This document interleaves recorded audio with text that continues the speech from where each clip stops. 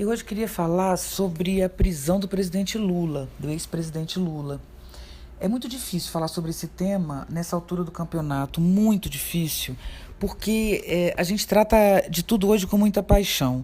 Como eu já comentei em outros momentos aqui na rádio, a gente vive uma polarização no Brasil e no mundo em função, inclusive, da manipulação de informação. É pelo afeto que eles nos manipulam, tanto politicamente quanto para comprar produtos, para consumir produtos, né? Foi isso que o rapaz que trabalhou para a empresa que vazou dados no Facebook declarou, né? E a gente tem como saber isso. Então isso hoje é muita paixão que a gente vive, então é muito difícil, mas eu preciso falar sobre isso. Talvez a maioria nem chegue ao final desse áudio, mas eu preciso falar sobre isso. Nós temos no Brasil um sistema de três poderes, né? Que é poder legislativo, executivo e judiciário. Nós hoje vivemos explicitamente a corrupção do poder executivo e do poder legislativo, mas não há possibilidade da corrupção existir sem a conivência do Poder Judiciário. Isso é impossível. Todas as contas são aprovadas pelo Tribunal de Contas, né? Não só as contas de campanha, que eles ficam sempre dizendo, mas foi aprovado e tal, como os gestores públicos. O Sérgio Cabral teve suas contas aprovadas. O Tribunal de Contas esteve junto com o Sérgio Cabral durante todo o tempo e nunca percebeu nada. O Ministério Público do Rio de Janeiro atuou durante todo o governo Sérgio Cabral e o Ministério Público também não percebeu nada. Então, existe hoje algo acontecendo no Brasil que é extremamente perigoso, que é o Poder Judiciário carrega o bastião da honestidade, né, quando não é verdade, não é verdade. O Poder Judiciário também está envolvido em corrupção, a gente sabe disso. O Poder Judiciário tem suas escolhas, né, tem feito suas escolhas e tem feito isso explicitamente na Operação Lava Jato. Nós temos, por exemplo, foto do Sérgio Moro abraçado com Aécio Neves. Nós sabemos claramente, explicitamente, o que o Aécio Neves fez. Quero dizer, os indícios são enormes em relação a uma corrupção do tamanho de um mundo, mas o Aécio Neves sequer é tocado. O Aécio Neves desapareceu, ninguém toca nesse assunto, né? A gente tem hoje um presidente da República, que a gente tem áudio desse presidente da República escondido no seu palácio em Brasília, na sua casa, no seu palacete em Brasília, num encontro noturno, né, com a JBS, onde ele fala explicitamente de corrupção.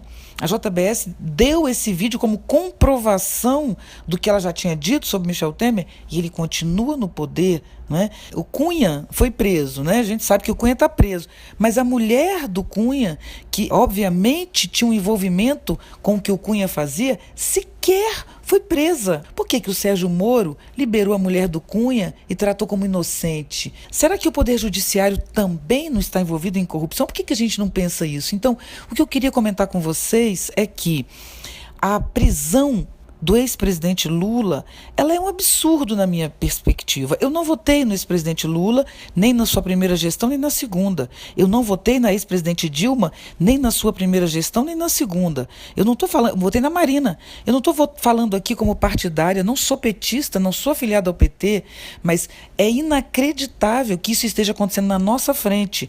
O ex-presidente Lula está sendo preso porque ele tem um apartamento que não está no seu nome? Porque ele tem um sítio que não está no seu nome? Quero dizer, a corrupção é quando você ganha bens, não é isso? Esses bens só são seus se eles são de sua posse ou de alguém de sua família, né? Mas não tem posse.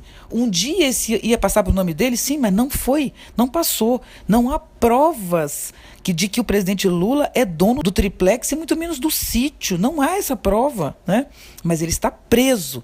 Então, a gente tem que prestar atenção no modelo que a gente está utilizando para vencer a corrupção. Será que a gente está vencendo mesmo a corrupção? Ou será que o impeachment da presidente Dilma, né, que não está envolvida em nada, nada? Quer dizer, por que tiramos a presidente Dilma?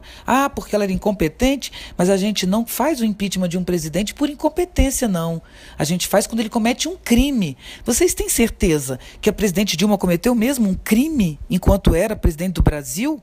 E foi tirada do governo pelo Michel Temer, que objetivamente, explicitamente está envolvido com crimes contra a União, né? Então, as coisas no Brasil se inverteram de tal maneira que hoje tudo o que acontece com quem está no poder, e quem está no poder foi quem tirou a presidente Dilma do poder, a gente está dizendo que tudo isso é causado pelo Lula. Onde está o nosso raciocínio nesse momento?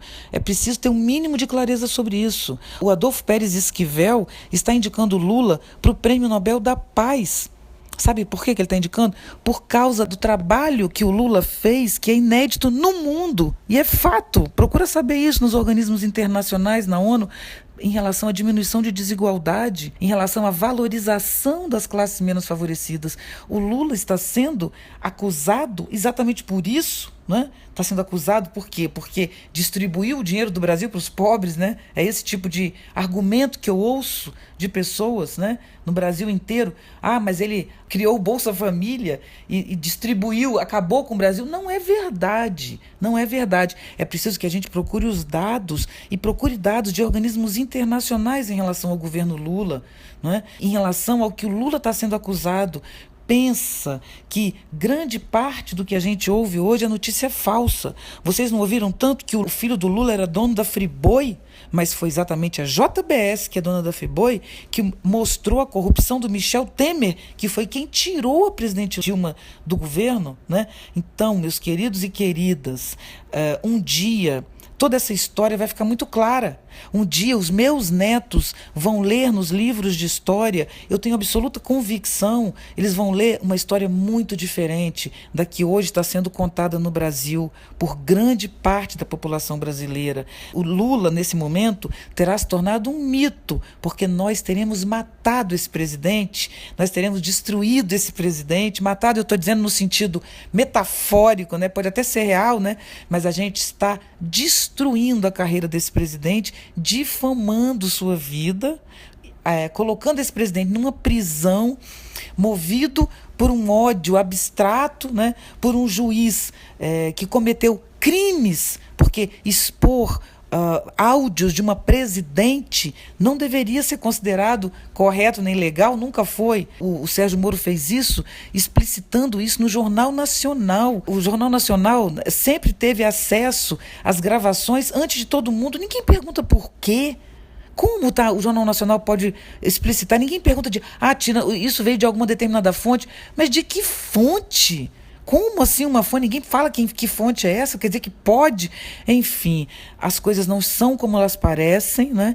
Infelizmente, há o caos da informação e um caldo muito torto. Eu sei que o que eu estou dizendo vai provocar ódio em uma grande parte da população, mas eu não posso me eximir desse momento, eu não posso estar fora desse momento e não comentar este absurdo que está sendo feito contra o ex-presidente Lula hoje no Brasil. E sabe por que isso está sendo feito? Porque ele tem 3 vezes mais intenção de votos do que o segundo colocado.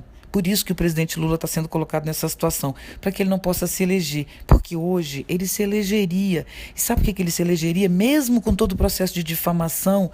Porque o número de pessoas no Brasil que de fato foi beneficiada no governo Lula é muito grande. E a população está entendendo muito bem o que está acontecendo. E ela que quer votar no Lula. Por que o Lula não pode se candidatar? Pode sim se candidatar, ou deveria. Essa é a minha posição.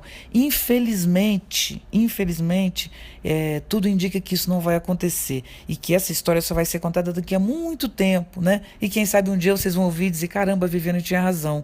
Infelizmente, eu sei que isso vai provocar ódio, vai provocar raiva, mas eu precisava falar.